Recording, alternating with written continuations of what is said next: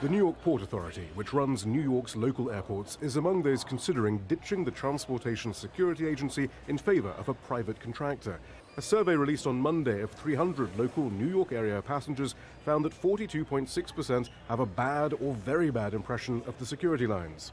The TSA declined to appear in our report, but says it is listening to the complaints. It set up a control center last month that monitors passenger traffic and staffing levels at 7 major airports. That will rise to 20, it says, soon. The center allows the TSA to redeploy resources to where they're needed. But there appear to be 3 main factors keeping lines long. First, after Department of Homeland Security investigators were able to smuggle weapons and fake bombs past screeners 95% of the time last year, more intrusive searches were reinstituted, even though many experts maintain intelligence remains the best method of thwarting real attacks. Secondly, passenger volume has risen. And thirdly, following budget cuts, the number of screeners has dropped over the last few years, from about 47,000 in 2013 to some 42,000 now. For some analysts, those in Congress refusing to raise the TSA's yearly budget of some $7 billion and who are instead calling for privatization are doing so out of ideological motivations and not to improve wait times.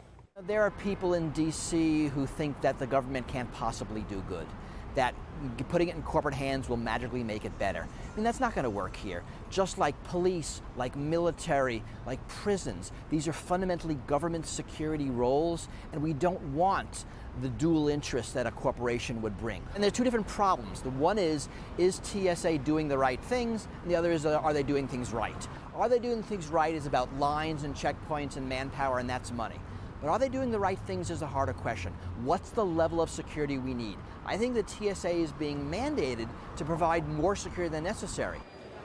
So the TSA argues part of the answer is more money and more screeners, but also enticing Americans to enroll in pre-screening programs like TSA PreCheck.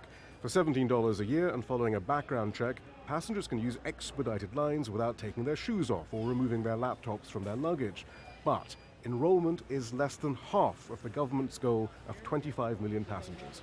Shihab Ratansi, Al Jazeera.